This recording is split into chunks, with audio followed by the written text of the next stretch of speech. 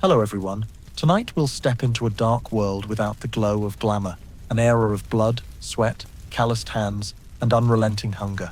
This is the story of Gilded Age factory workers, crushed by the merciless machinery of industry, where each passing day is an endless battle for survival. Forget the glamorous image of a prosperous America, because the harsh truth is, you might not survive a single shift. Before you lean back and get comfortable, take a moment to like the video and subscribe to the channel, but only if you genuinely enjoy the content I share, and leave a comment letting me know where you're watching from and what time it is there. It's fascinating to see people following from all over the world. Now, turn off the lights, maybe switch on a fan for some background noise, and let's dive into tonight's journey together.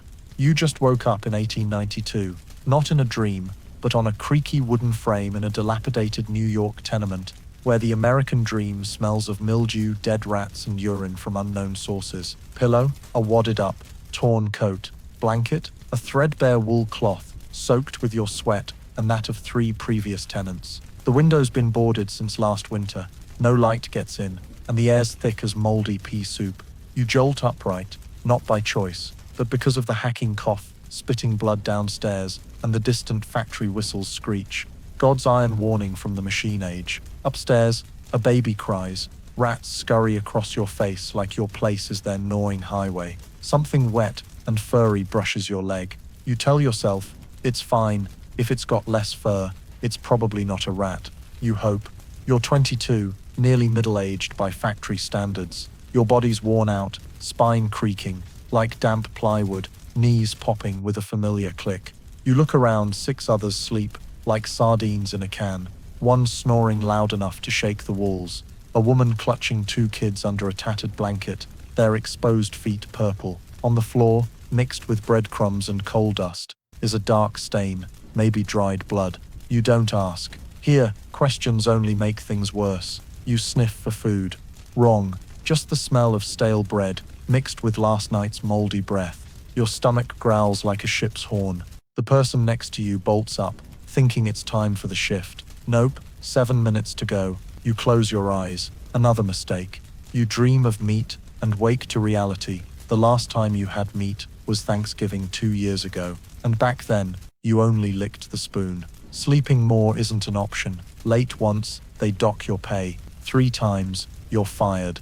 And if you're fired, tonight you'll sleep by the sewer, where former shift mates count their remaining fingers. You take a deep breath. It tastes metallic. You pull back the blanket, step onto the floor, cold, damp, and slick as ice. You don't dare guess if it's rainwater or piss. Probably both. You put on your shirt, not for warmth, but because otherwise, they'll call you immoral.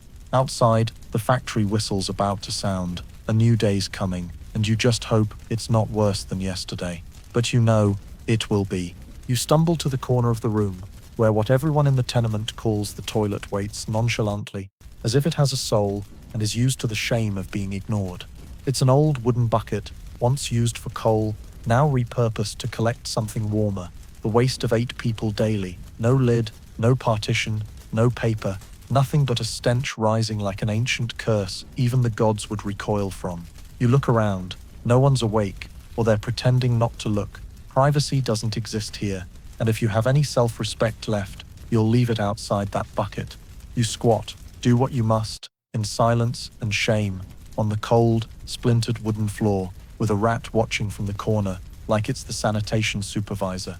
The smell, you can't describe it exactly, but if moldy rags, spoiled cabbage, and a backed-up sewer from last winter combined, it still wouldn't be bad enough to compare. You take a deep breath, mistake, and cough violently, waking the old man near the door. He turns away, says nothing. No one does. Everyone's used to this humiliation. You search for paper, but of course, there's none. Toilet paper is a luxury for those with actual toilets. Here, people use old newspapers, dry straw, or anything once soft but no longer. You pick up a scrap of fabric from someone's sleeve, hoping no one notices. You know it's dirty, but so are you. Everything here is dirty, and when everything's dirty, you stop feeling it. You carefully carry the bucket to the hallway. It's your turn. Each day, tenants take turns emptying it in the alley. There's an unspoken rule. Skip your turn, and you'll face a broom handle, or the cold sting of ostracism. You descend the creaking wooden stairs,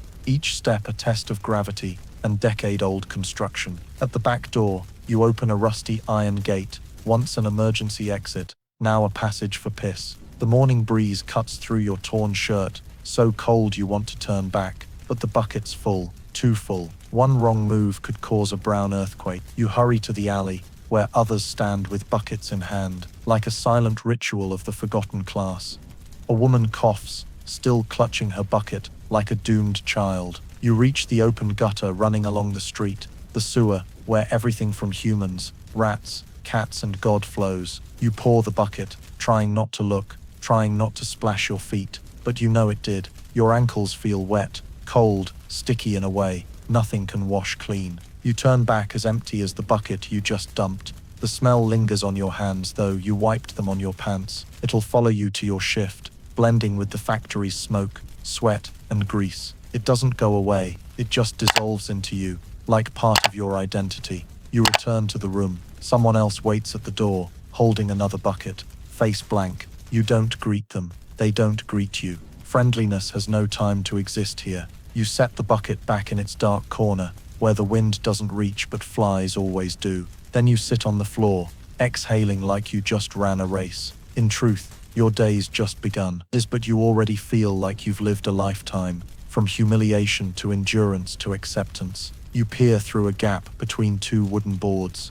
It's daylight, the factory whistle's about to sound, and you, who just used a bucket and a shred of hope as a toilet, must brace yourself to be crushed, hour by hour, minute by minute, by the sounds of a world called progress. You think the factory whistle wakes you each morning, but no, it's the rats, the first alarm clock of a Gilded Age worker's life. A rat fat as a fist just dropped from the rafter, landing on the old rice sack by your bed with a thud, loud enough to jolt you awake, heart pounding like a war drum. It doesn't fear you, it stares like it's asking, why are you still lying there? And it's right, you shouldn't be. In less than 3 minutes, the factory whistle will scream like a demon summoning souls. You've lived long enough to know, when it sounds, you better be out the door, shirt on, shoes on, or at least something that used to be shoes. If not, you're late, and late means docked pay, fired, replaced by someone younger, stronger, hungrier, more desperate. You pull on pants in the dark, not because you're shy, but because this room has no light. Light bulbs are for the elite. Here, you navigate by smell. The pants reek of old wood, ash, and something like dried urine. You don't sniff too closely. The shirt you grab from under the bed is damp, cold, with a singed patch on the sleeve you don't recall. Your shoes don't match. One's leather, hard as bark. The other's torn at the heel, caked in last week's mud. But your feet are so calloused, they feel nothing. You head to the door, careful not to step on anyone's feet. Nobody in this room rises early, unless forced. In the hallway, dawn's faint light spills through a crack, revealing a staircase with a broken step where someone slipped last year and lay for hours before anyone bothered to care. You descend, gripping the rotted banister, heart matching your steps. Below, you hear groans, a baby's cry, and the smell of burnt oatmeal porridge from the next room, probably the fanciest breakfast in the tenement today. Outside, a sharp wind greets you, carrying the stench of mud, sewage, and fried dough from the German diner on the corner. You don't eat there, you can't afford it, but the smell makes your stomach protest again. The walk to the factory isn't long, just 800 meters, but it's 800 meters of obstacles, leaking sewage, horse carts splashing fresh manure, kids fighting over a boiled potato, a drunk groaning on the sidewalk, and a cat's corpse from 2 days ago, still uncollected. This is your daily path. No red carpet, no cheering crowd. You walk in silence with hundreds of others, each looking down, avoiding eyes, holding breath, swallowing shame on an empty stomach.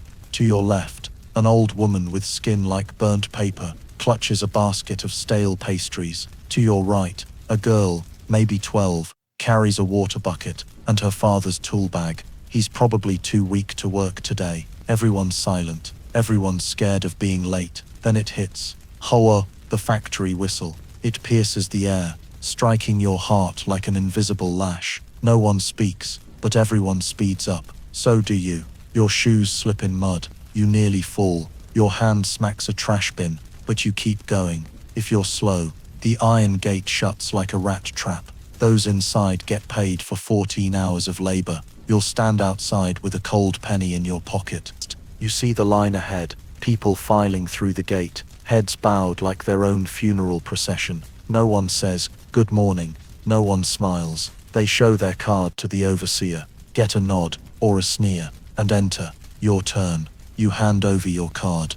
The man in a stiff leather coat, hair slicked with grease, eyes you for a second, like he's judging your right to exist. Then he stamps it. Thud. You pass. In that moment you hear a sigh. Not yours, but the kid behind you, relieved you weren't turned away. You look ahead, a long, dark, cold hallway, heavy with the smell of machine oil. That's the factory. That's where you leave pieces of your life, hour by hour, bone by bone. The morning officially begins, and you made it, just to be crushed. One more day. You'd think the factory at least gives you something resembling breakfast. But no, breakfast is your responsibility, usually reduced to 2 items. A moldy chunk of bread you stuffed in your pocket last night, and a bottle of murky water you hope wasn't drawn from the leaking tap near the sewer. As the factory whistle fades, and everyone settles into their place in this giant human forge, you steal a moment to sit on a broken wooden chair in the corner of the canteen. A room with no cans, no teens. You pull out the bread. It's hard. Hard enough you need both hands to break it, like snapping a brick instead of food. A faint green mold spreads across it, like a tiny world map. You glance around, lick your finger to brush off sawdust, and bite. Your teeth crunch like breaking bones, and you think you lost some enamel somewhere. But it's fine. Food's in your stomach. That's what matters. Even if your stomach says, "I want to die." You chew so long the bread turns to dust before sliding down your throat, propelled only by a gulp of cloudy water from an old, chipped glass bottle. You got it from the communal tap behind the tenement. Yesterday it smelled of chlorine. The day before, rust. Today, it smells familiar, but indefinable, like intangible regret, slow and persistent. You swallow, feeling your throat scrubbed by gravel. Something gritty brushes your lips, lime scale or a dead ant. No spoon, no napkin, no paper. You wipe your mouth with your sleeve, clean the bottle's neck, and tuck it back in your pocket. Breakfast's done. It didn't fill you, it didn't wake you. It just happened, like a sad obligation, like checking in with death and saying, "I'm still here, barely." The woman next to you, a Polish immigrant, with a face creased like a crumpled map of a scavenging life, pulls out a cloth bag with 2 burnt-edge potatoes and a lump of salt wrapped in newspaper. She doesn't eat. She stares at them, then tucks them away, maybe saving them, maybe mourning them. In the distance, a boy about 12, in a shirt twice his size, sneaks a lick of a hard candy. His eyes dart nervously, probably scared the overseer will catch him and confiscate it for breaking productivity rules. Do you know the feeling? You once had half an apple snatched during a break and got scolded for unauthorized consumption. Here, food isn't a right, it's an oversight, in supervision. You recall a breakfast 3 months ago, a special day. There was soup, thin pea soup, like dishwater, but with real peas. They said it was Independence Day. Ironic. That day, many got diarrhea. The peas were from last year. You shudder. Today? Today's normal, predictably awful. You've swallowed your breakfast. Every mold speck, every rough crumb, every grey drop of water. And now your stomach churns, like an unwanted chemical reaction. But you can't rest, can't rub your belly, can't sit 3 more minutes to digest. The workshop whistle sounds. You stand. Breakfast settles in your gut, like a small rock in a shallow pond. It won't keep you alive, but it'll stop you from collapsing in the first 2 hours. You start your shift, hands dusted with crumbs, eyes dusted with despair, mouth still tasting of mold. Good morning, Gilded Age. Today, you live to keep not living. The shirt you're wearing this morning isn't yours, or at least you're not sure anymore. It once belonged to an Italian man named Marco, left on the communal clothesline after he lost his job and vanished one rainy afternoon. No one remembers. You saw it flapping like a flag of surrender and decided to try it on because the shirt you had was falling apart at the armpits like a moldy petal. This one's too big for your shoulders, baggy at the chest, with a crooked collar 3 missing buttons, and a circular burn near the elbow, probably from a cigarette or hot coal, but at least the fabric hasn't rotted. There's an M embroidered on the pocket, and sometimes you wonder if it stands for Marco, Maria, or Misery. The pants are simpler. You only have one pair, a patchwork of 7 different fabrics, sewn together to form a world map, where each piece represents a disappointment stitched by hand. The waistband is loose. You use rope instead of a belt, and every time you bend over, you feel your backside drafting a resignation letter with every tear. Undershirt? None. Jacket? You had one, but traded it for cough medicine for your mother 2 months ago. The shoes are a joke. One's a worn-out boot with exposed nails, the other a black canvas shoe with a hole at the toe. Socks are a distant dream. You line your shoes with newspaper to absorb dampness and cover the skin peeling from rubbing against the wooden insole. You tie the laces with wire scavenged from the factory's scrap chain link boxes, and every morning you pray your feet don't slip out when you step through greasy puddles. But the saddest part isn't your appearance, it's how your skin reacts to the fabric, itching, red, and bleeding. You're not allergic, you're poor. The constant rubbing at your wrists, armpits, inner thighs, all slightly swollen, bruised, sometimes oozing pus. But you don't dare scratch. If the skin breaks, factory dust will make it fester by day's end. You once saw a friend with sores covering his thigh from a small knee scratch caused by torn pants. 3 days later, he stopped coming to work. They said he went back home, but everyone knows no one goes home with rotting thighs. The smell of your clothes follows you, not fabric softener, not lavender, but the stench of 5 layers of other people's sweat, smoke, machine oil, urine soaked from the floor, and winter mildew that never fades. You don't smell it anymore, not because it's gone, but because it's become your skin's scent. On a rainy day, you hung your shirt near the stove to dry. The fire flickered, and the fabric smoked. The room filled with the smell of burning, but no one put it out. They just said, better than the old smell. You tried washing your clothes once, took them to the river, scrubbed with a bar of soap your cousin brought from Poland. 5 minutes later, your hands were raw from cold water and chemical suds. The shirt wasn't clean. Your hands swelled. Since then, you just shake them out and wear them again. No one judges. Everyone does it. At the factory, the overseer sometimes passes by and says, "You stink." But he doesn't see you as human, just a moving part. He complains, then leaves. You don't reply, because you know you're wearing your own existence. You didn't choose these clothes. You found them, like finding an arm in the rubble after an earthquake. Not pretty, not whole, but you need it to keep going. If the shirt tears more tomorrow, you'll patch it with thread pulled from an old pillowcase. If the pants lose their last button, you'll tie them with a shoelace. And if the soles of your shoes give out, you'll walk barefoot on cold concrete, because you have no choice. Because surviving, sometimes, is just moving forward with torn pants, a burnt shirt, scraped feet, and your dignity folded small, stuffed into the breast pocket where a name once was, now just smoke and memory. The tenement door creaks like breaking bones as you push it open, and the moment you step outside, you leave the makeshift world of private poverty and enter the public stage of human tragedy. An endless performance with no audience, no director, just people like you. Nameless characters dragging through days like breathing ghosts. The morning wind slaps your face, not cool, not refreshing, but cold and rank, carrying the smell of horse manure, coal smoke, overflowing sewage, and the acrid odor of dozens of unwashed bodies crowding the sidewalk. The street isn't paved. It's a slimy mix of mud, leaking machine oil, dried blood from the nearby slaughterhouse, and urine poured from upstairs windows, not yet evaporated. You try to avoid the black puddles, but every step is a gamble. A naked child darts by, laughing like a madman, clutching a potato peel, as if it's a trophy stolen from an enemy. Across the street, an old woman huddles against a wooden trash bin, her hands tucked into a feather-stuffed coat, so worn it sheds like dirty snow. She's talking to a cat, or a cat's corpse. No one's sure, because it doesn't move, but her eyes gleam as if it just told her a story. You pass them without stopping, not because you're heartless, but because if you look too long, you won't have the strength to keep going.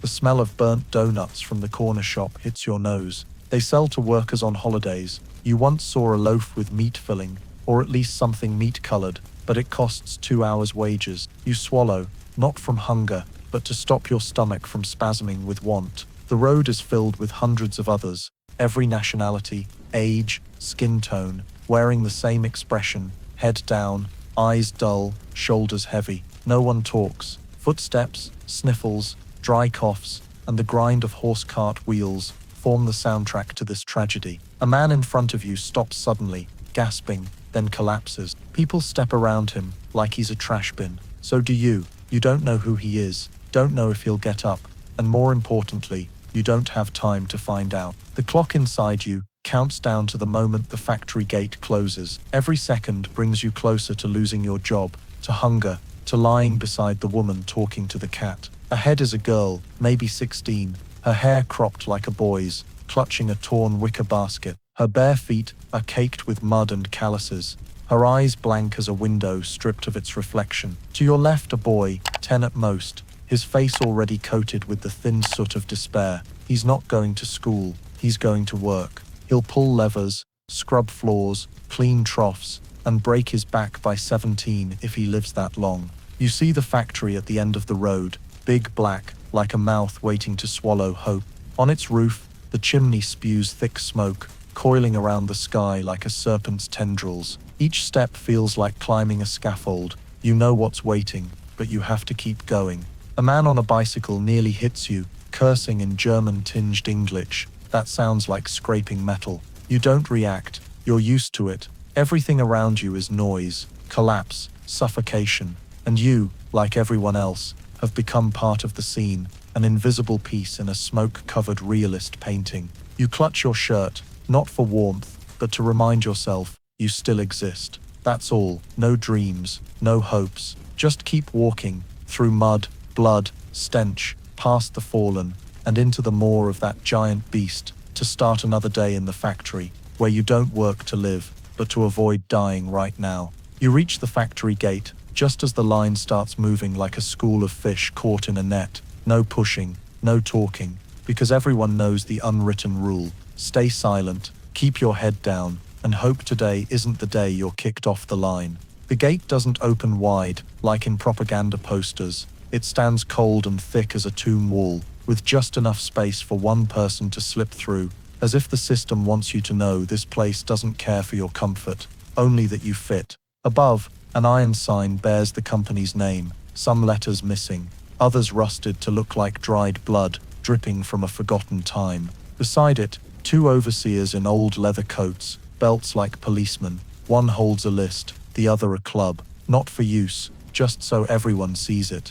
You stand in line, behind a one-eyed man, in front of a girl barely up to your shoulder, clutching a wooden box with her tools, a handleless screwdriver, and a rag for her back. You wonder if she's ever been to school, then push the thought away, because you know the answer. Your turn comes. The overseer glances at your face, like he's comparing you to a rat he holds a grudge against, then scans your name on a handwritten list, muttering in a flat, nasal tone like iron scraping wood. He nods, waves you through. No greeting, no have a nice day, just a mechanical glance that says, you're still usable, for now. You pass, your shoulder brushing the ice-cold iron gate, the smell of machine oil and rusted metal hitting your nose like the factory's species marker. Inside, it's not the grand workshop of the movies, but a maze of steel, leaking pipes, dust-caked walls, and a ceiling so low you duck to avoid kissing rivets. The walls are grey, or were, now peeling like diseased skin. The floor's slick as ice, but not cool, greasy with oil, littered with debris, and tiny metal shavings that only reveal their sharpness when you slip, and they tear your shoe's sole. Each step squelches like you're walking into the mouth of a beast that just ate a man. No one laughs. No one ever does. Workers pass with empty eyes, faces smudged with soot, hands gripping tools, hair dusted with ash-like cinders. Everyone wears the same color: resignation, dirty gray, earthy brown, smudged black, impossible to tell oil from fossilized sweat. At the end of the hall is the foreman's desk, a fat man with thick skin, his face red as overcooked sausage. He doesn't look up. He taps his pencil on the desk. each tap assigning a worker to their place. When your turn comes, he glances at your scribbled name, marks it, and jerks his head toward the metal rolling machines, where you nearly lost a fingernail last week. You nod, not daring to ask. Questions cost you your place. Losing your place costs your job. You head to your station, weaving through rust-streaked machines, moldy cloth-covered wires, and dangling steel beams you secretly suspect will fall when you can't dodge. Your workplace is a metal table, caked with paint dust, next to a rolling machine the size of a cow, screeching like a crushed soul each time it runs. No chair, you stand all shift. Underfoot, a crooked wooden plank makes every weight shift feel like dodging a mental spike trap. You take a deep breath, not to relax, but to brace for the next 12 hours. No one pats your shoulder saying, "Keep going." No starting bell, no background music, just the roar of machines like a century that never stops. And you, having just passed the gate, don't enter a workplace. You enter a suspended sentence, day after day, in a factory that never says welcome, only silently asks, "What part of you breaks today?" You don't really work with the machine. You work inside it, a tiny component of bone, flesh, sweat, and despair, wedged between gears, belts, and rusty levers of a metal monster that's never full. Every morning, you step into that steel cage and vanish, no longer a person with a name, age, thoughts, or sorrows. You become a repetitive motion, programmed by survival instinct and fear of replacement. You stand before the rolling machine, slightly taller than you, heavy enough to shake the floor when it runs, screeching like it hates itself. You don't control it. Don't fool yourself. The machine controls you. It sets the pace, the speed, the pain of the day. Your job is absurdly simple. Place the steel sheet in the slot, align the edge, pull your hand back fast, or lose a finger. Each action takes less than 2 seconds, but the day lasts 12 hours. That's over 20,000 repetitions. No talking, no changing motions, no breaks unless you're bleeding. Metal dust from the sheets flies into the air, sticks to your skin, seeps into your sweat, burning like sandpaper. You once inhaled so much oil fumes from the machine's lubrication system that you coughed blood for 3 days, but the factory doctor said, just a mild throat infection. He gave you a brown syrup bottle, no label, smelling of pine tar mixed with sugar, and turned away before you could ask, does it cure injustice? The machine doesn't care if you cough, if you're thirsty, if you have a sick family member at home. It only needs you in place, in rhythm, with the right hand. One mistake, machine jams. Jam means docked pay. 3 jams in a week, and you're fired, replaced by someone fresh, younger, with uncalloused, unshaking hands. The overseer prowls behind like a hunting dog, clipboard in hand, eyes darting like a vulture, smelling torn flesh. He doesn't yell, just glares. But that glare makes you move 1/10 of a second faster, and that 1/10 sometimes nearly pulls your hand into the rollers, like last month when you slipped. Lucky, just a scratch. You bandaged it with a machine rag. No one stopped you. No one helped either. The machine next to you punches holes, where a man named Luis used to work. One day the machine paused for a split second, then made a sound like a melon being crushed. Luis fell, his right hand gone. Blood splattered the wall like abstract art. The foreman walked over, looked, nodded, and called 2 men to drag Luis out like a broken sack. 10 minutes later, the machine ran again. Half an hour later, someone new took Luis's place. No one mentions him anymore. Neither do you. Not because you're cruel, but because you can't afford to carry pain that doesn't directly threaten your survival. The machine's roar fills the workshop like a mechanical hell, rolling, hammering, cutting, screeching, grinding, a symphony of raw capitalism, where you're the bass note, never allowed a solo. You work in noise so loud you hear nothing else. One day, you went home and realized your right ear couldn't hear clearly. You doubted it for days, then accepted it. Hearing is a privilege. You're no longer worthy. Sweat drips from your forehead into your eyes, rolling through metal dust, stinging like acid.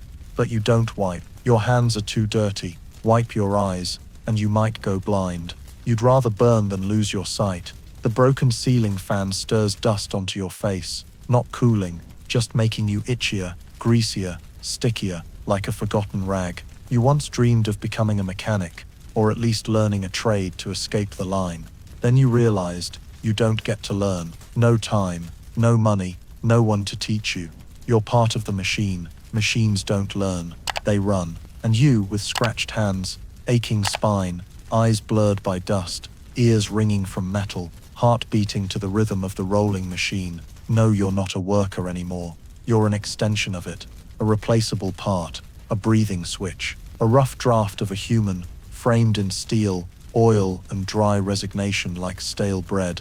And you'll keep standing there until someone stronger, faster, cheaper steps in, and you're removed like a worn gear, tossed into the bottomless scrap bin of the Gilded Age. You no longer have a name in this factory. You're not John, not Fan, not Miguel or Toman. You're number 72.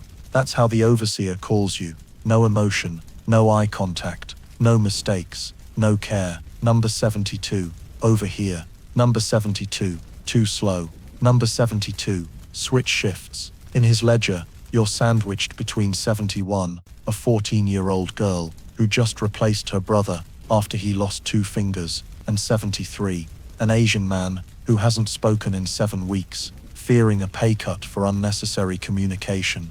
He doesn't remember your face, but he remembers your number. Numbers don't complain, don't take leave, don't ask for raises, don't have sick wives, dead children, or dreams worth noting. You overheard him talking to another overseer when a worker collapsed from fever. Number 49's, down, put 50 in their place, as if people were dead batteries, run out, replace, no recharging, no regrets. You used to have a name tag. When you started, a small tin plate, crudely etched with Trung, misspelled as Trung, by the clerk. But it got lost, and no one bothered to replace it. From then on, you were just the guy to the right of the stamping table, behind machine 3, that quiet Asian. When management decided to assign numbers to all workers for improved tracking efficiency, you officially became 72. He stuck a piece of paper on your shirt back. At first it was pencil on white paper, then a hand-sewn cloth patch. Later, a metal tag pinned to your shoulder. It clicks with every move, like a soft shackle pressing into your collarbone, reminding you of your place in the industrial food chain. You're a tagged tool. At night, lying on your rotting bed, staring at the pockmarked ceiling, you think of your real name. You whisper it like a mantra. I'm Trung. I have a mother. I have a sister. Then you fall silent, because sleep is an escape from the truth. Tomorrow, you're still 72. He, the overseer, you don't know his real name.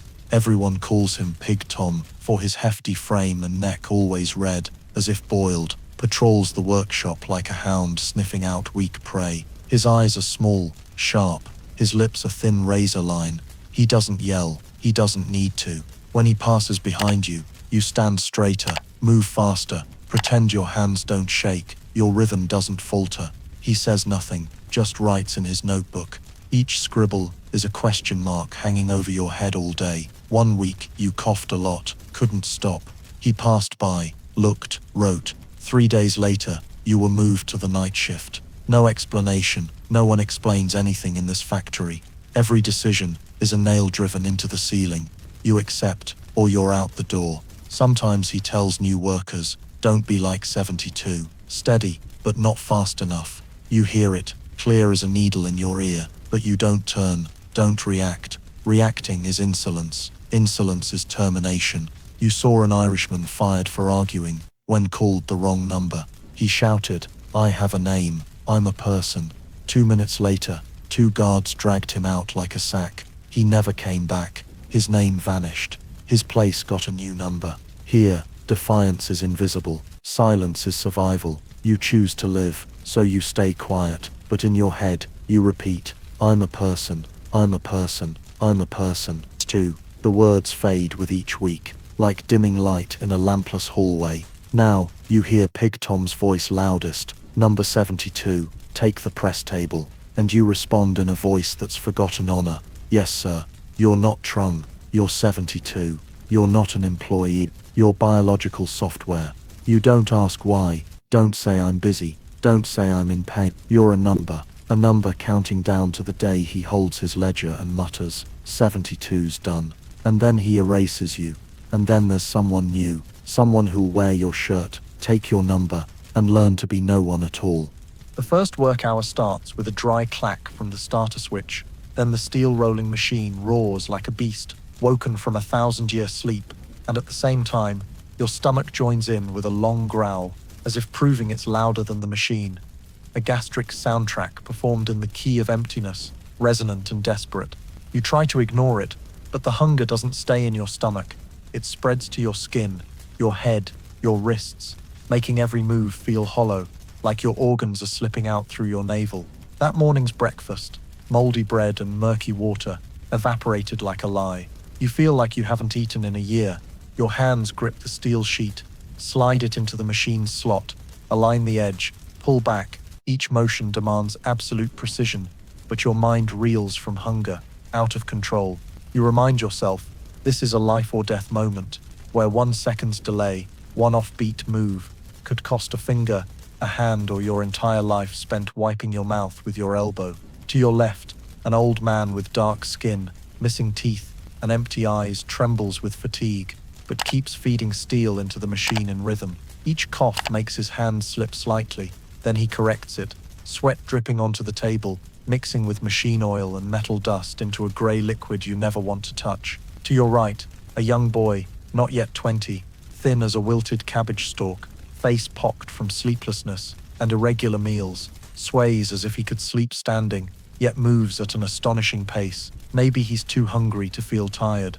Maybe he hasn't had time to despair. You stand between them, sweat seeping from your back despite the cold, your shirt sticking to your skin, making every move feel like you're glued to the metal table with bone adhesive. Hunger doesn't just weaken you, it slows you, and slowness is a capital crime in the factory. Pig Tom, the overseer, passes by, glancing at his clipboard, his eyes sweeping over you like radar, measuring you with a look. You try not to shake, force yourself to move faster, but you know every time your hand trembles from hunger, every time your stomach growls in the silence between machine screeches, it's another mark in the poor performance column.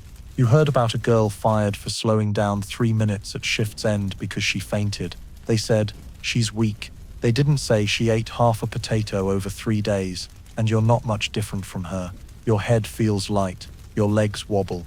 The world blurs, like it's built from thin glass panes cracking apart. You want to rest, just a minute, a breath, a crust of bread, a glass of sugar water, anything.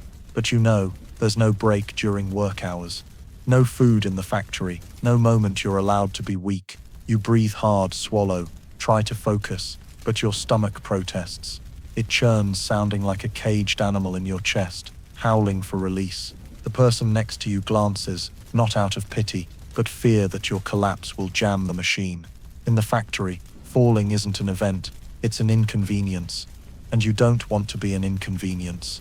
You try to stand firm, the machine keeps running, the steel keeps going in, your hand pulls back in time, but in your head, you think of food.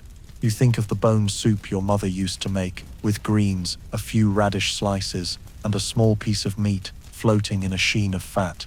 You haven't eaten it since she started coughing constantly and stopped working, since she traded the pot for medicine, since your home had only rice and salt.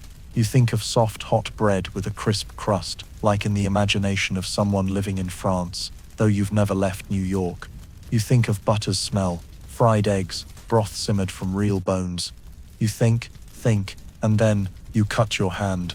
Not deep, just a thin scratch on your fingertip, maybe from an unmilled steel edge. You jerk your hand back, instinct first. A small bead of blood wells up. You look around, no one saw. You lick the blood, it tastes of iron and nausea, and keep working like nothing happened. It's not bravery, it's necessity. Because you know, if someone sees you're injured, they'll replace you. And you can't lose a day's work over a cut. You bite your lip, continue. The machine roars. Your stomach starves, your hand shakes, and the first hour has only passed 30 minutes. 11.5 hours remain. Each minute cuts into your humanity. But you stand there, still alive, still mechanical. Because here, amid the screech of the steel roller and the silent scream of your stomach, you don't choose between man and machine. You only choose how not to starve today. The second hour doesn't start with a bell or shift change, but with a dry, burning sensation from your throat spreading to your chest, like someone's pouring hot sand into your esophagus. You're thirsty. Not the kind of thirst you can push away by swallowing, because you have no saliva left to swallow.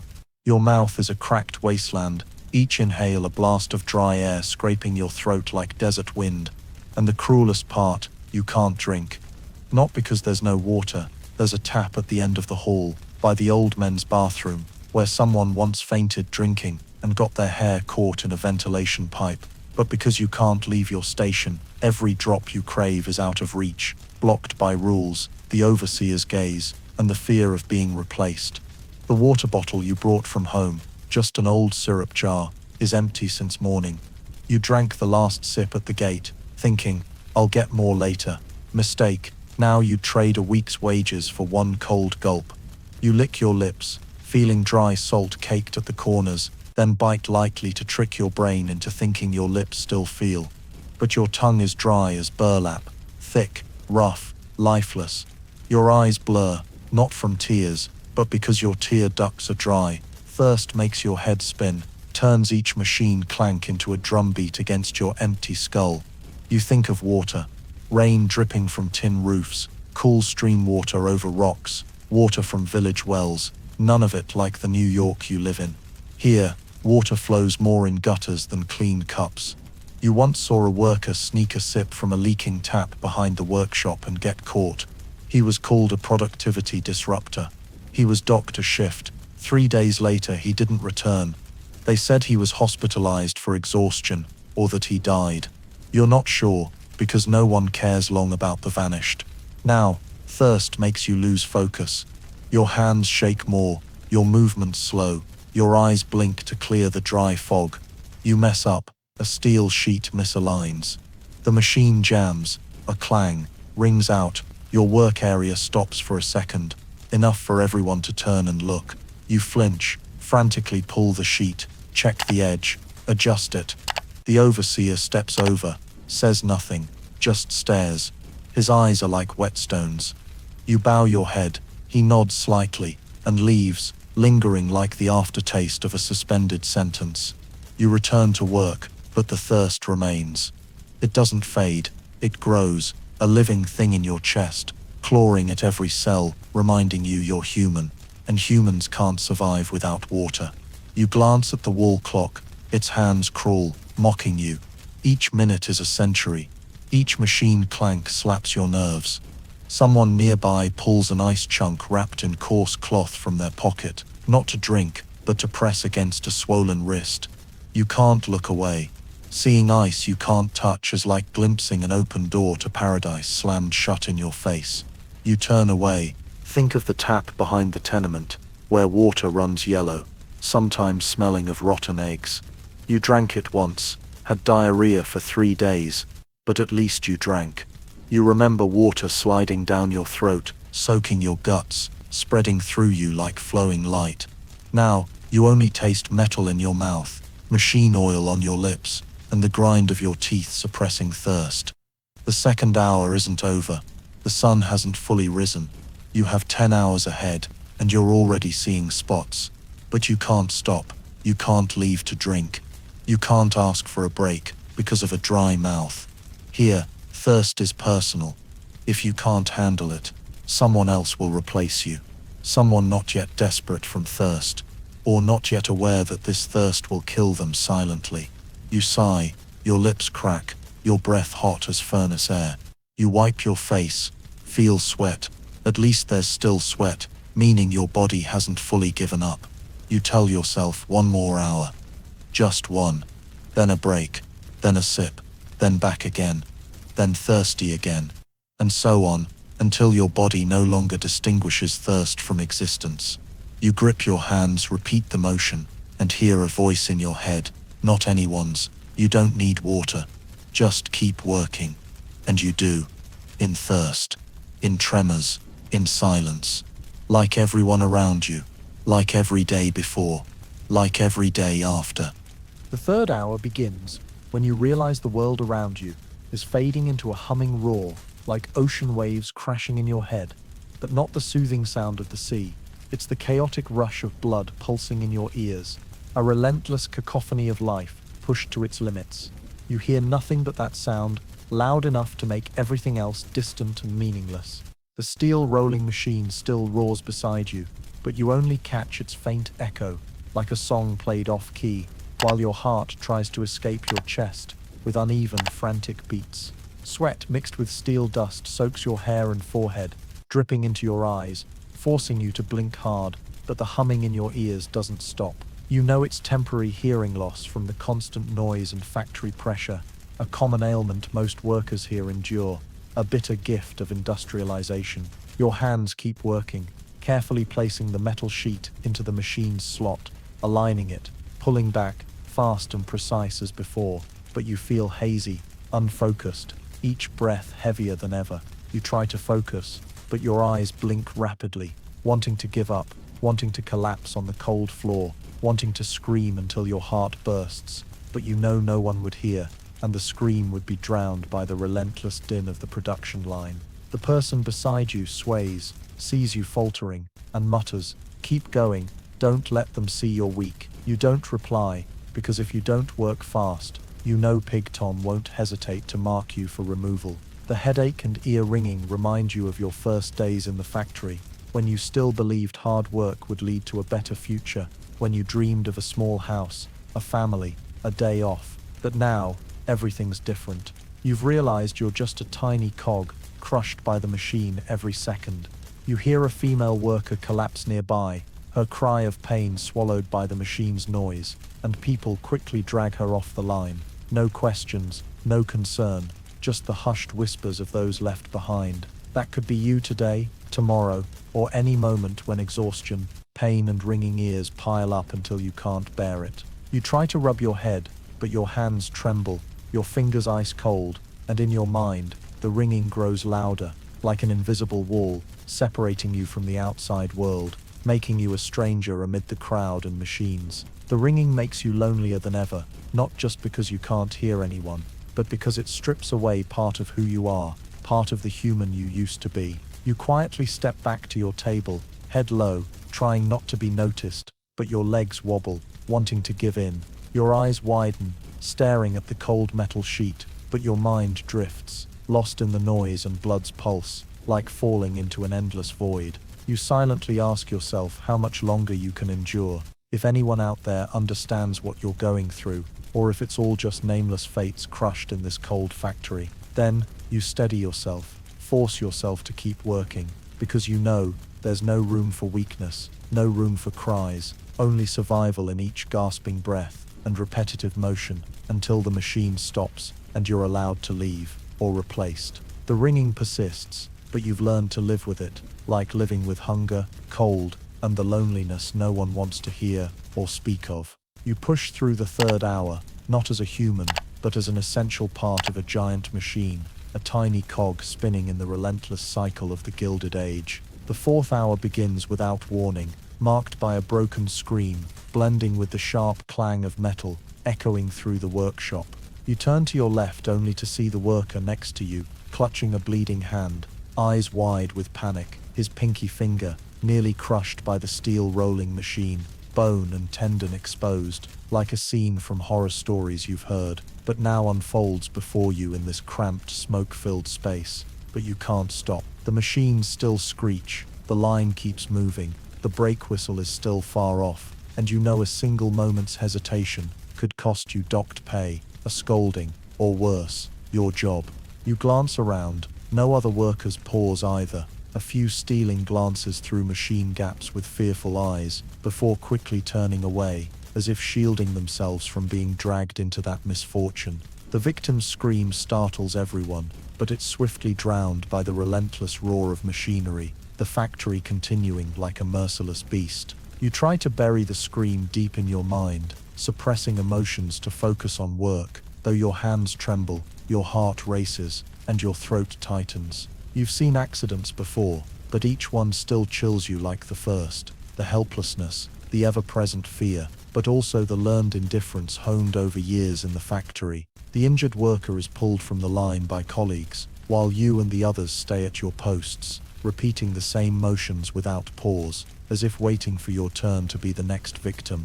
Your mind floods with thoughts of life's fragility in this world, where one small mistake can lead to irreparable loss. You think of your late father, a miner who died suddenly in a coal shaft accident, and wonder if your fate will mirror his. But there's no time for sorrow.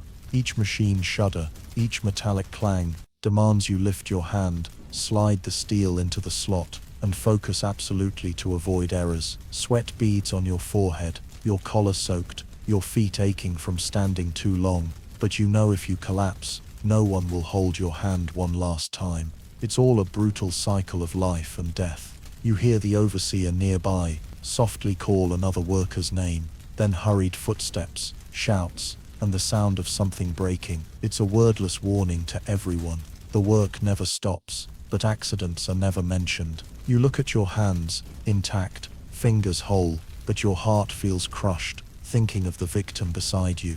The only question in your mind is, when can you leave this machine unharmed? But the answer never comes. The shift isn't over. You know some who left the factory yesterday, never returned, their silhouettes gone from the line, quietly taken by fate, like broken gears removed and forgotten. You tremble, not from fear of the steel roller, but from fear of being next, fear of the overseer's cold stare, if you collapse mid-shift, fear of the thick silence enveloping your spot. You can't share this story with anyone, because everyone has similar ones, similar wounds, yet no one escapes this cycle. You swallow, take a deep breath, and keep working, motion by motion, rhythm by rhythm, with a dull pain spreading from your fingers up your arm, after brushing against a bandage from the worker passing by. Each time, you remind yourself you can't fall, can't slow down, can't forget that out there, on the dusty street, your family waits in fear and faint hope.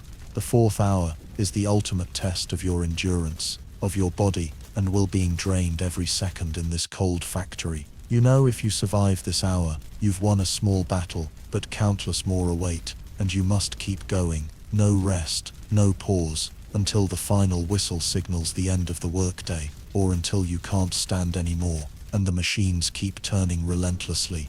The lunch break is a fragile, rare moment when you can step away from the cold steel grind. But don't think it's a comforting pause. It's a diluted sadness, served in chipped bowls and rough wooden spoons, where you swallow not just food, but disappointment and despair, steeped in watery porridge. You enter the cramped communal dining room, where the stench of food and sweat blends into a thick air that feels like eating in a suffocating cave.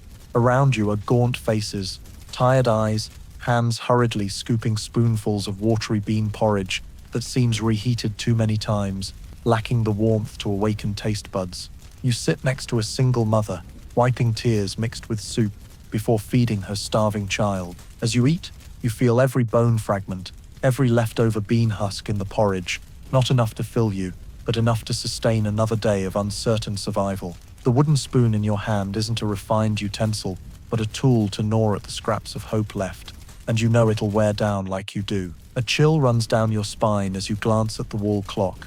12 minutes for lunch, not a second to spare. 12 minutes to eat, drink, and return to work, or face docked pay, a reprimand, or being seen as the one slowing the line, a death sentence in your world. You've seen workers left outside the factory gates for being late to lunch or taking too long in the bathroom, their eyes vacant, steps ghostly, faces etched with wordless despair. You don't want that fate. You can't. You swallow the awful porridge, the watery broth, and try to close your eyes for a fleeting moment to wish things could be better, even for a minute. The person beside you whispers, "Tomorrow, there might be no rice." A raw truth. Here, rice is a privilege for overseers, and the lucky. Your lunch is just existence made blander, diluted by sighs and fearful murmurs of failed strikes, vanished friends, and those left in hospitals from exhaustion. While eating, you steal a glance through a small window, seeing the bustling street outside, sunlight piercing thick dust, wealthy people passing in silk clothes, polished leather shoes, and fancy horse carriages. You wonder if they know about your lunch, watery porridge, wooden spoon, diluted sadness. You swallow. The factory whistle looms, signaling the afternoon shift, and you know when that harsh sound rings, everything resumes. No leniency, no mercy, just the relentless crush of the industrial machine. You stand, rinse your hands in a cold, fishy-smelling basin in the corner, wipe them on your clothes, and prepare to return to work, exhausted and drained. But you know there's no other choice, no delay, no different tomorrow, or you'll lose the only thing keeping you from the abyss of despair. So you leave the dining room, wooden spoon still marked with traces of watery lunch, carrying a fragile sadness, enough to survive another day in this cold, emotionless machine. You think lunch break is a time to relax, to take a deep breath amid the brutal workday, but in this factory, even sitting down can be a sin. The crowded workers' dining room lacks enough chairs for everyone, not from scarcity, but because seating is meticulously assigned, a silent roll call, a hidden hierarchy, where one wrong move can cost you dearly, fines or a mark in the overseer's blacklist. As you step in, fumbling for a spot, the head overseer's cold voice rings out. Number 23, back to your seat. Number 45, stand for number 18. You glance around, the chair you wanted, near the window with light and a breeze, is taken by a tall man with a steely glare. You don't dare challenge him. You take a rotting chair nearby, close to the fireplace, but colder than outside. The old, warped wooden chair wobbles with every move, threatening to collapse. Your lunch is far from pleasant. Before you is an aluminum tray with watery soup and a chunk of black bread hard as brick. You try to bite the bread, your teeth clacking, pain shooting through a long untreated cavity. Around you, whispers mix with the scrape of chairs and footsteps. Everyone's vying for a safe seat, a spot not waiting for new calamity. You hear wordless stories of workers reassigned from their usual seats, those late to lunch sent home early, and the red chairs reserved for those under special scrutiny, where one small mistake means demotion or docked pay. A woman beside you, face creased with wrinkles, eyes distant, tells you about being forced to stand through lunch for sitting in a new worker's spot. It's a warning, she whispers, to remember everything's controlled, even your chair. You sit still, trying to chew the soup, but can't ignore the quickening footsteps, cold glances questioning. Dare you sit here? You know 1 minute in the wrong seat could mean hours outside the factory, pondering unemployment, starving family, worsening clothes, and growing bodily pain. Lunch isn't just eating to live, it's a small battle of power and survival. You look at the men around the table, their eyes not on food, but on every move, every gesture. One mutters as you hold your spoon too long, and instantly, another overseer taps your shoulder, signaling, shorten the spoon.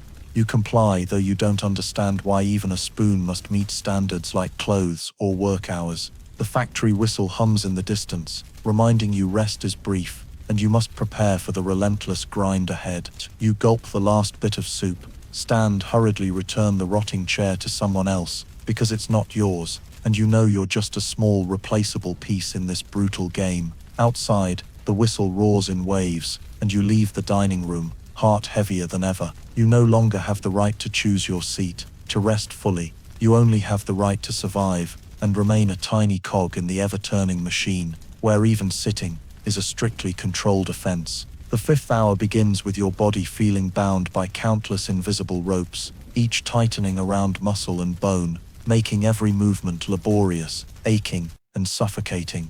You stand through the shift, no seat, no break, no forgiveness for any sign of fatigue or pain. Your back aches as if a rope is wound around it, stretched to breaking. Your shoulders throb from holding the same posture for hours. Your neck sags, your wrists numb, your fingers trembling, as if resisting encroaching paralysis. Sweat drips from your forehead into your palms, making your grip on tools slippery, each motion more dangerous than ever.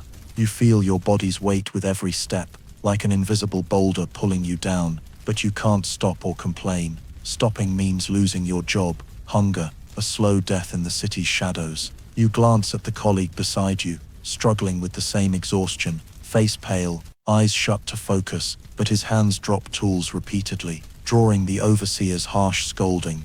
The overseer's shouts cut the air like knives, strict orders pushing you to be faster, more precise, with no room for a single mistake. You recall your early days in the factory, when your body wasn't used to this pressure, when you could still smile and hope for a better tomorrow. But now, you know tomorrow will just be a warier version of today, and you'll remain bound to this relentless grind. Each day, Those invisible ropes tighten, and you feel like a caged animal, unable to struggle, unable to breathe, only able to endure and survive. Sometimes you try to stretch, roll your shoulders, or twist your neck, hoping to ease the pain, but it's futile, only drawing creaks from joints signaling inevitable decline. Sweat flows, not just outside, but like a scalding stream within, draining you further and making you dizzy.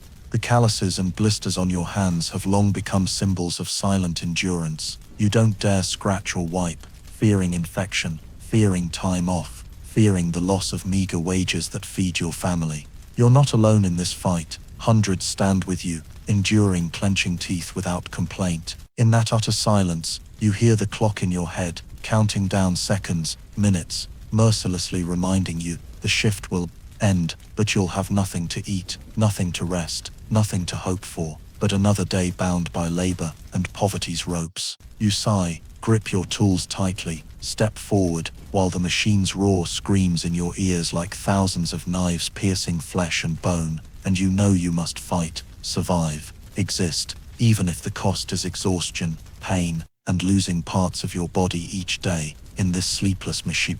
The sixth hour isn't a pause or memorable milestone, but the moment you feel you've vanished entirely into the factory's endless vortex. Your mind so empty, you no longer know what you're doing, just moving by the automatic reflex of a body worn down by thousands of daily repetitions. Each second, each minute, you no longer hear the machines as before, only a distant echo, like an off-key soundtrack in a chaotic mind. Your eyes droop, occasionally jerking to focus but quickly tiring, gazing blankly ahead. You can't recall if you placed the steel sheet correctly, can't distinguish when to pull your hand back, when to push harder, when to stand still to avoid a jam. Your hands move, but they feel like someone else's, someone you don't recognize, can't control, working in your place. You start forgetting basic motions, basic safety, and minute by minute, exhaustion pushes you closer to an unavoidable accident. You glance at the colleague you thought would help in tough times, but their eyes reflect only endless fatigue and silent despair. They don't know what they're doing either. They work because there's no other choice. The overseer passes, his icy gaze sweeping over you.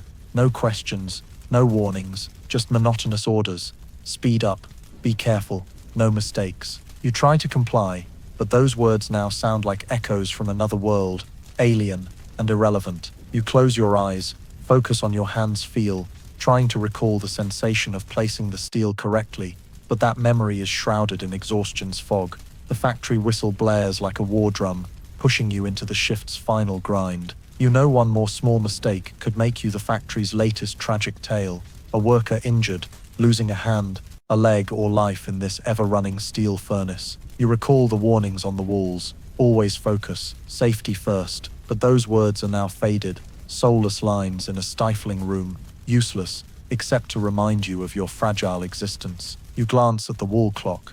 Its hands seem to slow, prolonging this nightmare. Your senses feel numb, only a cold spreading through your body, a mix of cold sweat, sluggish blood, and smoldering fear. You tell yourself, survive, survive, but those words only tighten the suffocation in your chest, making each breath more frantic, exhaustion heavier than ever.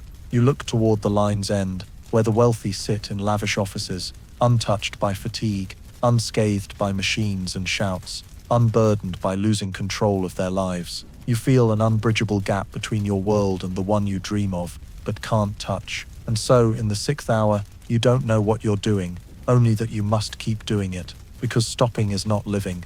Not living means nothing. No future, no hope. You press on, hands moving by habit, hoping each second brings you closer to the shift's end, knowing when the whistle sounds, the exhaustion and pain won't vanish, only pause for another cycle, another day, another life crushed in the Gilded Age's merciless machine. The seventh hour begins when sleepiness creeps in, not like a gentle breeze soothing you, but like a sharp blade slicing across your neck, making every cell in your body feel like it's going numb. Your brain flickers between alertness and a daze, your eyes heavy, as if weighed down by lead, and every passing minute is a test to not collapse mid-shift. You stand before the machine, hands mechanically operating the line, but your legs tremble, each step threatening to give out. This sleepiness isn't mere fatigue, it's a ruthless enemy you can't challenge, because a single blink, A moment's lapse could cost you your job, your wages, and the fragile future you have left. You try to widen your eyes, breathe deeply,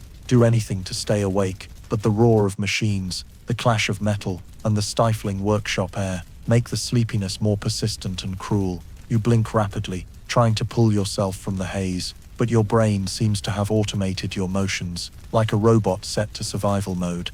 You see dimly an old wooden chair in the corner of the workshop, a seat you crave more than any food or sleep. But that seat is a luxury you can't have, reserved for overseers or the elderly, while you, a worker, must stand forever, until your feet ache, your back throbs, and your eyes blur, as if shrouded in fog. You feel every second of sleep encroaching, overwhelming, trying to invade every corner of your consciousness, and you fight with all you have left to resist slipping into that stupor. A few times, you nearly slump onto the machine, but you snap back with a quiet cry in your heart. Don't sleep, don't fall. You know if you collapse onto the machine, it won't just cost your job, it could cost a hand, or worse. You recall chilling tales of workers fainting mid-shift, crushed by machines, or caught in gears, and you wonder if you'll be next. Your heart races, not from fatigue, but from fear and adrenaline surging, like a natural reflex on the edge of wakefulness and dreams.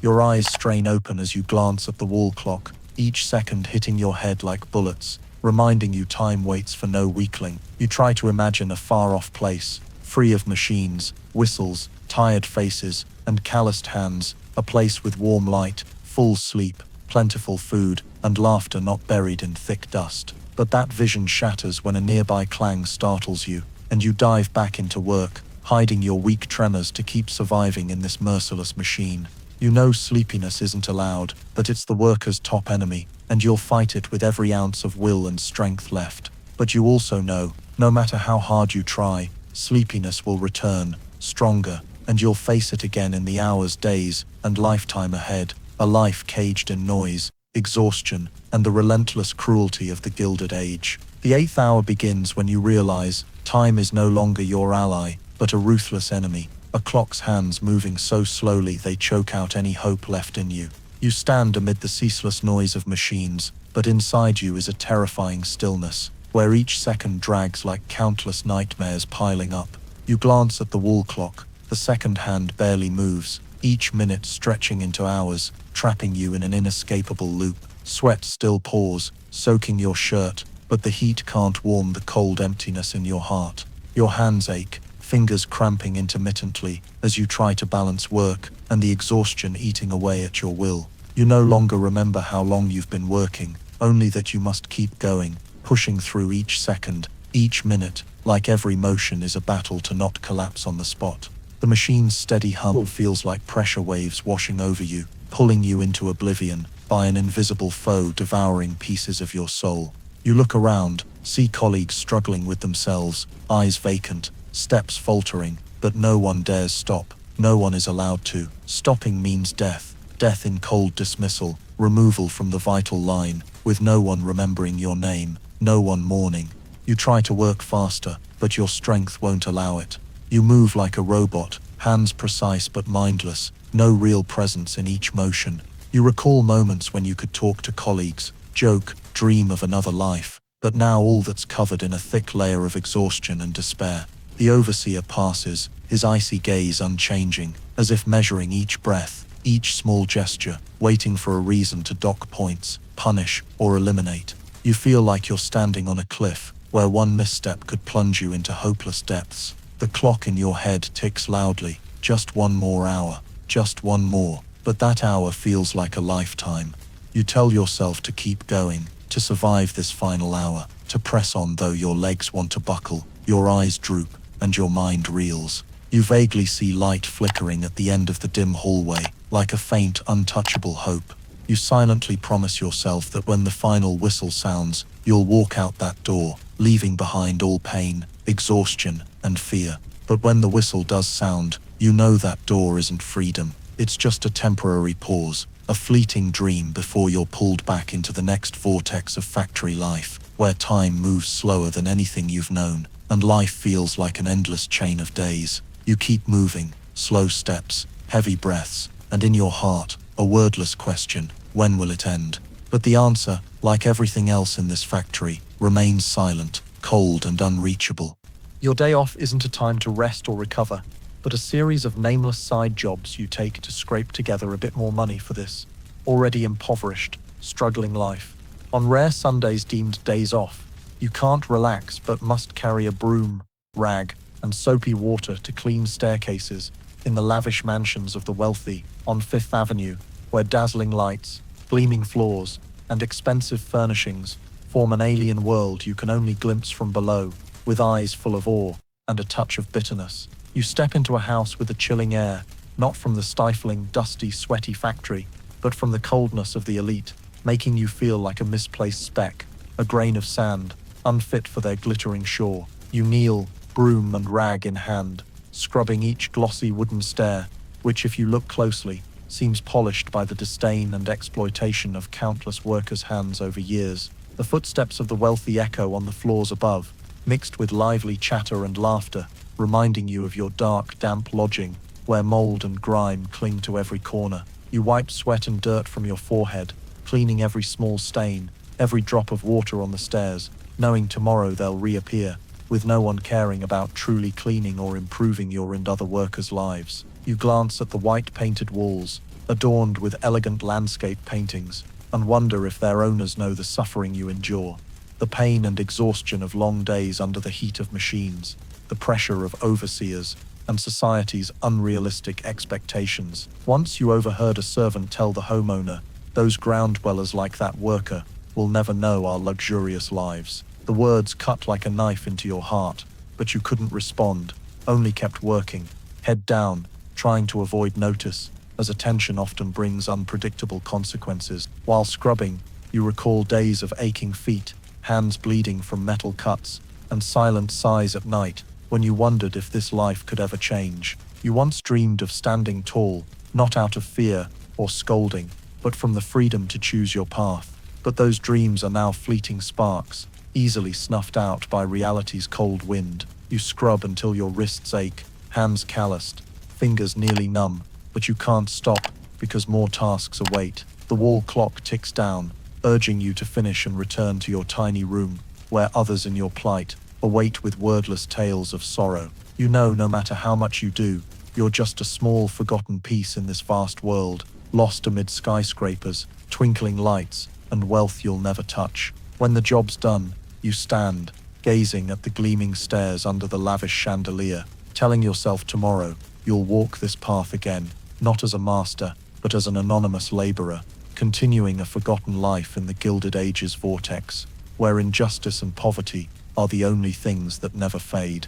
Your child's dream isn't grand like a big house, a car, or new clothes. It's simply a pair of dry socks. For a child born and raised in the cold, damp slums of this industrial city, those socks symbolize warmth, safety, and a sliver of freedom. You look at your child huddled in the corner of the lodging, tiny feet purple from cold, wrapped in a tattered blanket, and wonder how you can provide what others take for granted. You recall the last time your child went to school, a rundown place with muddy floors and rickety desks, where teachers disciplined more with beatings than advice. Your child, with bright eyes, still listened eagerly, despite dirty shoes, torn clothes, and shivering from cold. You once hoped education would be their escape from poverty, but reality is harsher. Many children drop out early to work, to earn pennies for their families, to survive. You look at your child's small hands, hands you never want to bear the calluses and cuts yours do, and your heart twists. Your child asks, in an innocent, hopeful voice, "Papa, can I have dry socks someday?" The question chokes you, because you know a pair of dry socks requires more struggle than you imagined. Dry socks aren't just warmth but a symbol of life, self-respect, and the dream of escaping poverty and injustice's cycle. You recall freezing winter days, the neighborhood shrouded in cold fog, bare feet wet and trembling on the way home, and you could do nothing but pray your child stays warm, even in a torn sweater or holey socks. You think of their future, the opportunities they might have in a fairer world, one that doesn't crush the small dreams of poor children. But you know reality doesn't allow much dreaming. You must live day by day at the cost of existence, striving to keep those dreams, even tiny ones, alive in your child's heart. You hold your child close, feeling their trembling, and silently vow to do anything, however small, to keep those little feet from enduring the cold you've known. You know it's no easy journey, but it's the only one you can choose as a father, to love and hope. No matter how cruel this world, you'll strive to ensure your child walks a less painful path, even if only with a pair of dry socks, a dream for you, but a living hope for them. The 25th hour of work doesn't start with a whistle or overseer's order, but with chilling news. The coworker beside you, whose face and movements you knew well, died falling from the factory's 3rd floor. The accident happened just before your shift, and no matter how you listen, no one bothers to ask why, explain the cause, or take responsibility. They simply note he lost his life on the job, then keep the line running, as if nothing happened. You stand in your tattered uniform, staring at the space where he fell, a temporarily cordoned off area, with torn cloth and an old hat lying still on the cold ground. Whispers ripple around you, eyes filled with fear and worry, but no one dares speak loudly, knowing that questioning or demanding an investigation only makes them a target for silent retaliation. You recall his face, his gentle smile at work, his careful movements, and wonder why such an accident happened. Was it old machinery or missing safety measures? But the question stays in your head, because in reality, no one wants the answer.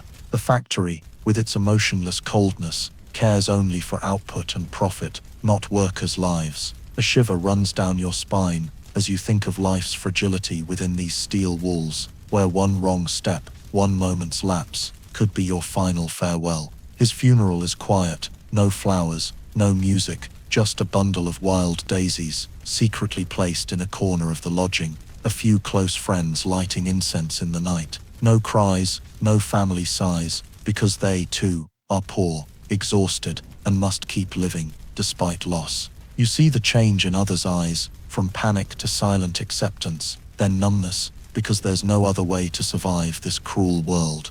Each time you work, his fall replays in your mind, a painful reminder that safety is a luxury, that death can come unannounced, with no one to protect you. Your chest tightens thinking of the times you've overworked, stayed silent against injustice, and endured endless days, dreaming only of not being crushed by machines or falling like him. You wonder if you're lucky enough to avoid that fate, or just the next name on the list of the forgotten dead, lost amid the factory's ceaseless churn and an uncaring society. But you must keep moving, working, living in silent fear and wordless pain, because you have no other choice. Life in the Gilded Age spares no weaklings, and you know only resilience, endurance, and sometimes numbness keep you alive. You silently pray for tomorrow, the day after, for some miracle, so you and your remaining colleagues aren't the next numbers on the factory's tragic ledger, those lost with no one asking why. Quitting time isn't a moment to sigh in relief or smile as you leave work. It's another way of saying it's not over, a cold reminder that, though you've escaped the factory's giant grinding machine, the real battle for survival begins outside. When the end of shift whistle sounds, it's not a joyful finale, but a gunshot signaling a marathon with no finish line, where you must keep moving, despite aching body, weary mind, and fading hope. You leave your station, feet dragging across the greasy, steel dust-covered floor, feeling each pang from bare feet or tattered shoes with every step. Sweat mixed with grime clings to your skin, the smell of sweat, oil, and smoke lingering in your hair, making you feel like you've emerged from an endless nightmare. As you step through the factory gate, dusk is settling, the sky a grey cocoon slowly tightening over the city, making the air more oppressive than ever. The outside air is cold, reeking of the polluted city, filthy streets, undrained sewage, and smoke from steel furnaces and coal burners blanketing the sky. You look around, see other workers trudging, their eyes empty, exhausted as if drained of all energy. Some clutch their heads, some lean on sticks, others look like they've just fought a battle. The walk home isn't a return but an extended ordeal. You must walk miles, feet aching from standing, throat parched, body spent, with no other choice. You weave through dark alleys where weary figures gather, smoking and whispering, seemingly recounting hard days, dead dreams, and hopes never born. You pass slums, where tiny rooms cram dozens, no windows, no natural light, every sound echoing in tight spaces. You think of the home you never had, the clean bed you can only dream of, the meager meals you're not sure you'll have tomorrow. The smell of food from fancier shops wafts through open windows of grand buildings, making your stomach growl again. Dim streetlights reflect on your face, revealing bruises, swollen marks, and premature wrinkles from prolonged stress and pain. You try to hold on to the last shred of dignity, though you know respect is a luxury the factory and society reserve for the wealthy, not workers. On the way, you avoid dangerous areas where drunks, dark gangs, and societal vices lurk. You know one small mistake could cost your life or leave you gravely injured, with no one to help. Reaching your lodging, you enter a decrepit room, no different from yesterday's cage. Your roommates, exhausted from their own long days, lie sprawled on the floor or rickety beds, silent, their eyes mirroring surrender. The mix of sweat, tobacco, cheap liquor, and illness fills the room, making you feel like you're living in an endless nightmare. You sit, pull a dirty blanket over you, trying to forget the long day and bodily pain, but you can't. It's ever present, unavoidable. You know tomorrow starts with the factory whistle, hunger, thirst, sleepiness, and nameless pains, and you'll rise, step out, and face that merciless machine again, like a soldier never granted leave, fighting an endless war. But before sinking into brief sleep, you whisper to yourself, I'm still alive, I still have tomorrow. And that, perhaps, is the smallest miracle you can hold in the cold world of the Gilded Age. You imagine going home as returning to a safe place, with a soft bed, hot meals, and family laughter. But in the Gilded Age, your home is dragging feet through a creaking wooden door into a cramped communal room, where the stench of mold mixes with coal smoke and cold food, where privacy is a luxury that never exists. The room, about 15 square meters, crams over a dozen people, each in a corner, huddled on tattered mattresses, with labored breathing, dry coughs, and weak moans from the sick scattered around. You step inside, the damp walls cracked like unhealed wounds, lit by a flickering oil lamp, just bright enough to reveal faint silhouettes of people seeking a moment's rest. The smell of sweat, stale tobacco, and rat droppings blends into a distinctive reek, choking you as you breathe. You see your mother, frail, trembling with relentless tuberculosis, lying on a creaky wooden bed. Everything was sold to treat her, but her health couldn't be bought back. Beside her are homemade medicine bottles, tiny pills you bought with a sliver of your meager wages. You try to smile, pretending things are fine, but her worried, pained eyes make you feel heavier than ever. You step past your little sister, curled up in a corner, eyes sunken from sleeplessness and hunger, cradling your months-old sibling, the frailest life in this impoverished room. The baby's soft cries mix with others' moans, forming a somber chorus, making you want to hold them all, but your exhausted, weak hands are powerless. You set your bag in a corner, seeing the small battered table covered with belongings, torn clothes, old food cans, a scratched porcelain bowl you know will hold tonight's meal. You rinse your hands in a murky, cold bucket nearby, wiping your face, trying to clean yourself before sitting. But exhaustion weighs on your shoulders like a boulder, nearly toppling you. Your mother's dry cough jolts you awake, reminding you to keep going, to survive for your family, though the future remains shrouded in fog. You recall rare meals you shared, days when you chose between medicine for your mother or food for your growing sibling. Each choice was a painful trade-off, with no comfort but faint hope for a better tomorrow. You lie on the old mattress, feeling every splinter and ridge beneath, telling yourself that no matter how today was, you still have a home. But that home isn't for rest, it's a communal cell of despair, where every breath, cry and dream is stifled by suffocation and want. You close your eyes, hearing your mother's racking cough, your sister's cautious steps to not disturb others, and you wonder if tomorrow you'll stand firm on the factory line, or fall like so many before. But no matter what, you must try, for survival isn't just for you, but for the family, depending on you. Even as you waste away in this cruel era's whirlwind, you receive your pay, at day's end, a small slip of paper, marked with $1.75, a cold, meager figure you'd need a magnifying glass to see clearly, yet also the special gift the factory bestows after 12 hours, amid fire and steel, sweat and grime. $1.75 sounds like a lot, compared to your scratched hands and swollen feet you've carried all day, but weighed against the reality of life outside. It's a cruel joke. You quickly subtract the cost of your shabby lodging, about 75 cents a day, leaving less than $1 for everything else. A simple bar of soap, even the cheapest at around 25 cents, is nearly a quarter of what you've earned. You stare at the soap on the shop shelf, big, fragrant, neatly wrapped, and wonder if you can afford one,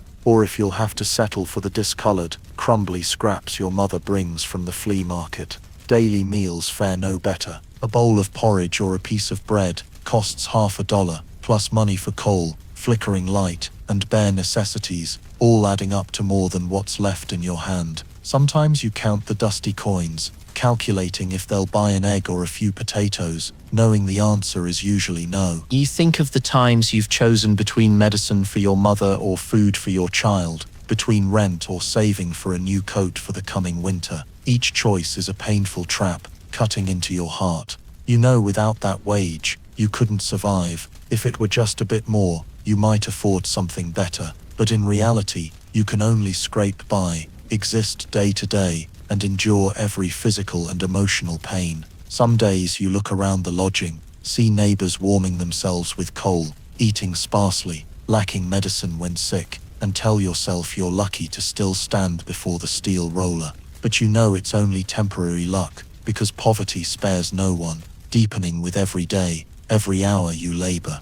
You've seen a coworker fired for low productivity, unable to find new work due to poor health, and vanish into the shadows of narrow streets, no one knowing their fate. That story is a silent warning. The meager money you earn isn't just for rent and food, it's something you must cling to, never losing it for any reason. You look at your calloused hands, marked with blisters and scars, a familiar image of relentless labor, and wonder how to keep surviving in a world where every penny is counted, every choice weighed between life and death. You recall the elders saying, hard work makes up for lack of smarts, but in your reality, hard work only secures a temporary place, while smarts is a luxury not afforded to those trapped in poverty and oppression. You keep living, working, cherishing each small wage, knowing it's not justice, but part of an unfair cycle you can't break. And in your heart, though weary and wounded, a tiny flame persists, a flickering hope that one day things will change, and you'll be more than a number, more than biological software, but a human with the right to live, dream, and be respected.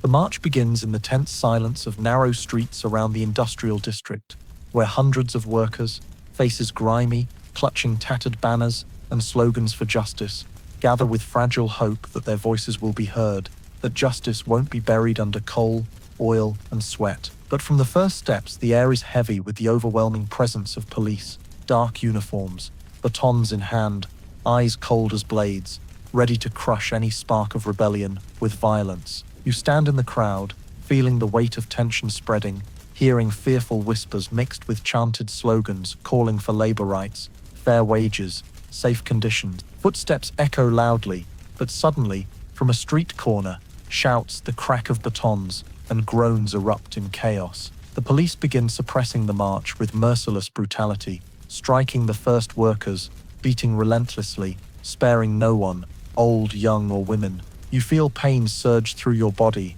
as a baton hits your shoulder, making you stagger, but striving to stay upright. Tear gas sprays, stinging your eyes, tears streaming.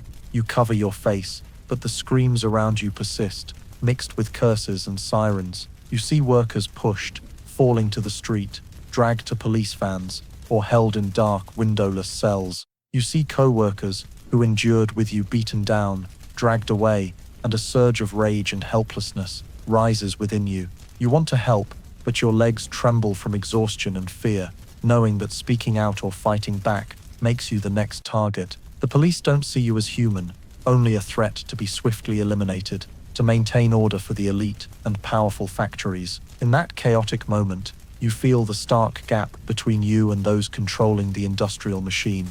They never endure as you do, never face this physical and emotional pain, never get beaten for wanting a fairer life. The sirens, shouts, batons, and gasps blend into a tragic symphony of injustice and oppression, echoing in the air, filling your heart with pain. anger, and despair. You try to escape the chaos, dodging blows and gas, but you know you can't flee forever. You're knocked down, your nose hitting the cold pavement, but you struggle to stand, body aching, face bruised. You look around, see others rising, their eyes gleaming with unyielding resolve. This fight isn't just for labor rights, but for dignity, for survival, in a society that sees you and your co-workers as easily replaceable. Amid the chaos, you hear shouts, "Workers unite, rights for workers," and though beaten and pushed, those calls resonate powerfully within you, like a small, unquenchable flame. As the crackdown subsides, you're shoved back onto the street, trembling, face bruised, and you know tomorrow, the day after, more struggles await, more days like this, but you'll rise again, because you can't stay silent against injustice, even if the cost is blood and tears. You wipe blood and sweat from your face, take a deep breath to steady yourself, and carry on with life, the life of a worker in the Gilded Age, where the fight for survival never ends. You're fired, those 3 words echo in your head like a final sentence and a door slamming shut. But strangely, instead of crushing despair, you feel an indescribable lightness, the light at the end of the tunnel, or simply release from the endless torment of body and soul in the factory. You're not sure. The day you receive the dismissal notice is ordinary, like any other, yet it carries a jolt that makes everything sharper and crueler. The overseer, Pig Tom, doesn't even look at you, just hands you the paper and says coldly, "You're no longer useful here." You pack your few tattered clothes, the sparse personal items you brought when you started, and quietly walk out the iron gate, each step heavier than ever. But amid the pain and disappointment, you realize you're no longer bound by the rigid schedule, the roaring machines, the overseer's piercing gaze, or the endless standing under the invisible pressure of a merciless industrial machine. That lightness feels like a stone lifted from your back after years of endurance. You look back at the path you've walked, from your first day at the factory, hands still soft, dreams still naive, to now, a discarded piece, redundant in this heartless machine. You wonder if this is the end, or a new beginning for your life. You know the world outside is still full of hardships, days without enough food, freezing nights, and months without work. But at least now you can breathe, walk freely without the chains of relentless machine noise. You think of your family, your sick mother, your child waiting for a proper meal, and you know you must find a way to rise, to find a new path, though it's fraught with thorns and no guarantees. Your former co-workers look at you with eyes of both pity and admiration. They understand that in this life, being fired isn't always the end, but a sign of change, a chance to seek something better, however small. You recall the times you were scolded, docked pay, forced to work overtime, or had meals cut, and wonder if it was worth trading your youth and health. But now, standing on the threshold of newfound freedom, you feel an emptiness both terrifying and liberating. You don't know what tomorrow holds, but you know today, you've been chosen to live differently, though it means grappling with new hardships, faint opportunities, and unseen challenges. You look at the grey sky, take a deep breath, and tell yourself, "I'm still alive, I still have a chance." And that's all you need to keep going, though the road ahead is long and treacherous. You no longer stand among the steel rollers, no longer sweat on the factory floor, but the words you wrote in a small letter echo louder than ever in the massive Chicago strike, a city boiling with the chants of thousands of workers united in a cry for justice and freedom. That letter, written in trembling ink on thin paper, wasn't for the wealthy and high offices, but for those sharing your plight, enduring the same pain you once did. In every line, you recounted your days in the factory, the relentless exploitation, the silent wounds on body and soul, the small dreams you hid to survive. A comrade sent it to the strike organizers, making it a voice for thousands trapped in the Gilded Age's unfeeling machine. When read aloud at the workers' meeting, it sparked fury and resolve in every heart. Your stories of hunger, pain and hope made them realize they're not alone, that individual pains could form a mighty force when shared and fought for together. You weren't there to hear the applause or cheers, but in your heart, every speech, every cry for justice beats in rhythm with you. The letter wasn't just a tale of past suffering, but a call to action, urging workers to demand rights, fairness, and a worthier life. You recall the long nights writing it, by dim oil lamp, hands trembling from exhaustion, but refusing to stop, knowing silence and submission would last forever without that voice. The letter is your only gift to the next generation, a mark of quiet struggle you didn't live to see, but always took pride in. You know, though you're gone, your spirit lives in every word, in every march, strike, and tough negotiation workers face today. As they stand outside factories, raising banners, shouting slogans, they don't just fight for themselves but follow your steps. You who dared speak truth, who sowed seeds for changes to come. You smile in the darkness, feeling the invisible strength your letter carries, a strength unquenched by oppression or silence, a strength of faith, unity, and the undying dreams of forgotten workers. Your final day ends in the cold silence of a tiny lodging room, with no one gathered to bid farewell, no cries or prayers, because you passed, quietly, unceremoniously, unnoticed, and unremembered. Pneumonia, a disease easily treated elsewhere, became a ruthless, invisible foe, stealing your frail health day by day in the impoverished, airless slums. You fought, tried to rise, to breathe deeply amid racking coughs, but your fragile body couldn't withstand the silent destruction. No funeral, because you had no money, no nearby family, no one caring enough to hold a send-off. You're laid in a dark corner of the morgue, among others lost in silence, nameless, without status, but your memory, though faint, marked by unhealed scars on calloused hands, bruises lingering on your skin, lives on in those who knew you. Your comrades, co-workers from the same shift, those who saw you stand through long, painful days, carry your image as a symbol of quiet resilience and sacrifice. A close friend keeps your old work hat, worn with traces of sweat, coal dust, and countless tears, holding it like a piece of your soul, to tell future generations of one who fought relentlessly in the Gilded Age's unfeeling machine. Your name isn't on a gravestone, no one carved it in stone, but your story is passed by word of mouth, retold in workers' meetings, strikes, and fights for rights, a reminder that every drop of sweat, every wound, every loss matters, contributing to small changes in workers' lives. You passed in silence, but your memory echoes endlessly, like a vow never to forget those left behind in the relentless race of progress and industrialization. Though you're gone, the values you stood for, resilience, courage, and the dream of freedom, live in the hearts of those still rising to fight for a tomorrow different from today, so no one else must perish like you, in silence and oblivion. You're no longer in this world, and bitterly, no one knows your name, your face. You're just one of countless nameless shadows who quietly fueled the cruel industrial machine, buried under time's dust, forgotten amid dry statistics and production reports. But though you're gone, and your name isn't in history books, every minimum wage workers now receive, every small labor right protected, every workday not pushed to exhaustion is a debt society owes you. A debt of survival, silent struggle, and unspoken dreams.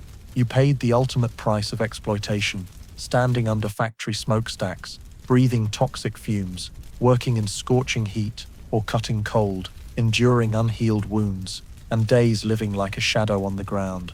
You endured, stayed silent, and fought, never recognized, never rewarded. But because of you, because of those like you, later generations could rise and demand justice, better conditions, and basic rights like limited hours, minimum wages, insurance, and rest. You sowed the seeds of a quiet revolution, a gradual, irreversible change in labor history. You're the unseen foundation, the deep roots of the union trees that grew in the tough years that followed. You're unsung in songs, unhonored by statues, but you kept society moving toward fairness, though most of that fairness came after your death. You paid with blood, sweat, and life, so future generations could live in less wretched conditions, dream not just of survival, but of growth. You were forgotten in your time, but not forever. The values, struggles, and dreams you poured into each grueling day echo in every worker today, in every protest, negotiation, and story of resilience and defiance. You're nameless, but everyone owes you a minimum wage, not just a number on a paycheck, but a symbol of justice, human rights, and respect for workers. In the darkness of the past, you're a flickering light, a guiding lamp for those continuing the journey for justice and dignity. You didn't live to see it, but somehow you wrought a miracle. You left an indelible footprint on the path to a fairer society, a world that no longer crushes the small dreams of workers. That is the greatest, most precious legacy you left humanity.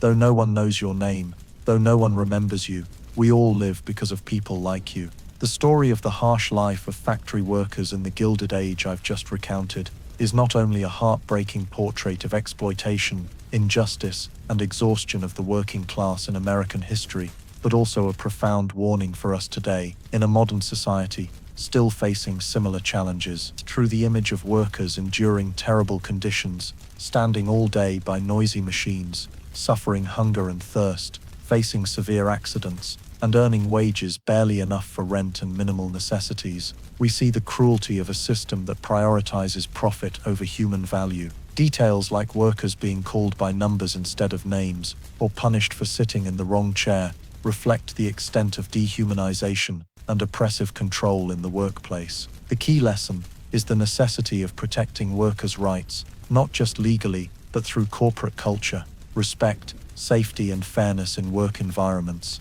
In today's United States, though conditions have improved, stories of workplace pressure, stress, work-life imbalance, and wage inequality persist. Thus, individuals, businesses, and governments must collaborate to create healthy work environments, prioritize workers' mental and physical health, and promote fair, transparent policies. From the Gilded Age's injustices, we learn that ignoring workers' voices only deepens societal division and instability, while listening, respecting, and protecting them is the foundation for a sustainable, just, and humane society. If this story offers a new, meaningful perspective, don't forget to hit the subscribe button to catch more videos about the real lives of workers through history. Thank you for watching, and see you in the next video, where we'll explore the vibrant yet bitter stories of other unsung people.